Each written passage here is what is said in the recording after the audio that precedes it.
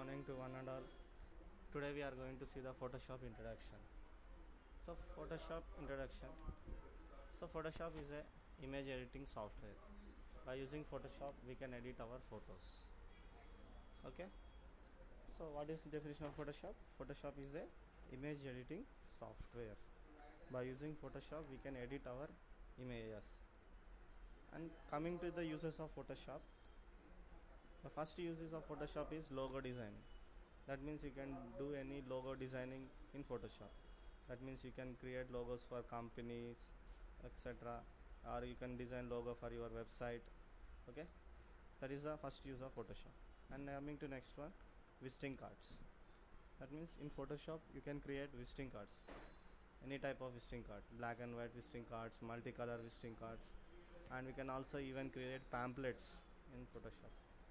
Not only pamphlets, you can create brochures for your company or any institute or your website. After that we will see about wedding card designing, how we can create some wedding cards in Photoshop. After that we will see website layouts. Website layouts is also called as templates. That is nothing but how our website should appear. That means how the website should appear, that we will design in Photoshop. Next we will see photo effects.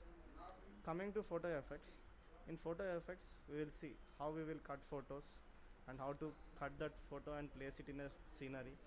After placing that in scenery, how we can give effects for that photo. In text effects we will give some effects for the text like fire effect, reflection effect, etc. And next one is movie poster designs. Coming to movie poster designs, we can create movie posters designing and movie title designing in Photoshop. And next one is black and white to color, color to black and white. That means if you have any black and white photo of your ancestors or grandfathers or grandmothers, you can change that black and white photo into color, and from color to again you can change it to black and white. These are the uses of Photoshop and what is meant by Photoshop. And coming to next topic, the version of the software we are going to use. We are going to learn about Adobe Photoshop CS3. Okay, so this version is called as a standard version. Why? Because whatever the options we are going to learn in the Adobe Photoshop 3, that is standard. That means the remaining next version, higher versions also you can easily practice if you learn this soft version. So you can see Adobe is the company name, Photoshop is the product name, CS3 is nothing but version. CS3 indicates that creative suite.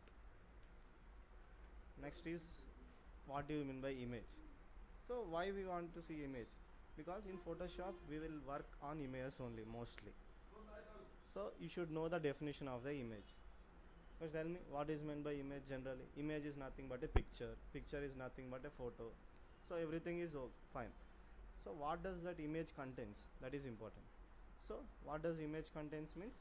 Pixels. So what is image? So what is the image definition? Collection of pixels. That means if you collect pixels, you will get a image. That's why all cameras they will measure in pixels, 5 megapixels, 2 megapixels, 8 megapixels, because the pixel is the measurement of the image. And next thing is pixel. So now you understand what does image contains. Now what does the pixel contains then? Pixel contains a bit or a dot filled with some color, and after that graphic. So graphics are of nothing but collection of images, or we can call it as designs also. So these are the three important definitions you should know: image, pixel and graphic. And coming to next one, types of graphics. So graphics are mainly of two types. One is raster graphics, another one is vector graphics. Now we will see individually. So raster graphics. So raster graphics is a graphics software where the clarity of the image will decrease when we zoom the image. The clarity of the image decreases when we increase the zoom level. It is called raster graph. Here example software is Photoshop. Here in raster graphic you will get pixels. And next one is vector graphics. So vector graphics is nothing but clarity independent. Clarity independent in the sense the clarity of the image or the clarity of the design will not affect based on the zoom level. That means if you zoom also, the clarity of the design will not change. Such type of graphics are called as vector graphic softwares. Here example software is Photoshop, Flash, CorelDRAW, Illustrator. These are some example softwares for vector graphics. And next one is objects, lines, curves formation will be done here. That means there is no pixel formation in vector graphic. You can see only objects, lines and curves. So these are the types of graphics we are going to learn in our Photoshop. Next one is about what are the different tools we are going to use in Photoshop. So what is the use of tools in Photoshop? For example, if you want to repair a bike, you need a toolkit to repair that bike. If you want to repair a computer, you need a toolkit for that computer to repair. Like that only, if you want to work or if you want to do any design in Photoshop, you need to have an idea about tools. So tools plays a important role in Photoshop. If you have perfect with the tools in Photoshop, you can do 70% of works using tools only. So that's why tools are very important. These tools in Photoshop plays an important role. By using tools we do all the works. In Photoshop tools are divided into 4 types. So this is important. Photoshop tools are divided into 4 types. The first one is selection tools. Second one is editing tools. Third one is designing tools. And fourth one is extra tools. So these are the 4 sections or 4 categories of tools we have in Photoshop: selection, editing, designing and extra or additional. All together total we have 56 tools in Photoshop. So this is about tools. So tools are very important in Photoshop. After tools we are going to see about color modes. What is the next topic? Color modes. In Photoshop we will apply colors in our objects or in our designs.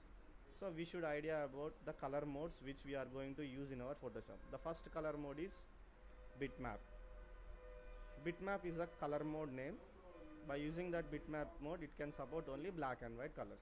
And second one is grayscale. By using grayscale we can apply only black and white and gray colors only. And third important, very important mode, RGB mode. RGB stands for red, green, blue. It can support all colors and it is also called as primary colors. And it is also called as default mode. What do you mean by default mode? By defaultly if you open any picture or if you do any design in Photoshop, it will be in RGB mode only. And it is used for editing purpose. Editing purpose means if you want to edit photos, if you want to edit your design or if you want to create your own designs, then you should work that in RGB mode only. And next one is CMYK. C stands for cyan, M stands for magenta, Y stands for yellow, K for black. This is the expansion of CMYK. It is also supports all colors, but these are called as secondary colors. And it is used for mainly printing purpose. That means we will work in RGB and print in CMYK. Printer supports CMYK mode. These are the total color modes we are going to use in our Photoshop. And after color modes, the next important topic is resolution. So sometimes we will see we have high picture resolution images, high photo resolution images. So what is this resolution? Resolution is nothing but the clarity. The clarity of the image, the clarity of the picture is called as resolution. These resolutions we are having into 4 types. Those 4 types are printer resolution, scanner resolution, image resolution and screen resolution. So every printer will have some resolution. Every scanned photos will have some resolution. So by default we will do print resolution in 72 and 300 and scanner resolution is 300 pixels. Image resolution depends upon the photo and screen resolution also depends upon the monitor screen size. For 17 inches monitors you have one resolution, for 19 inches monitors you have another resolution, for 21 inches monitors you have another screen resolutions. So screen resolution changes upon the monitor. And the next important factor is layers. So what you might be think, what is meant by a layer here?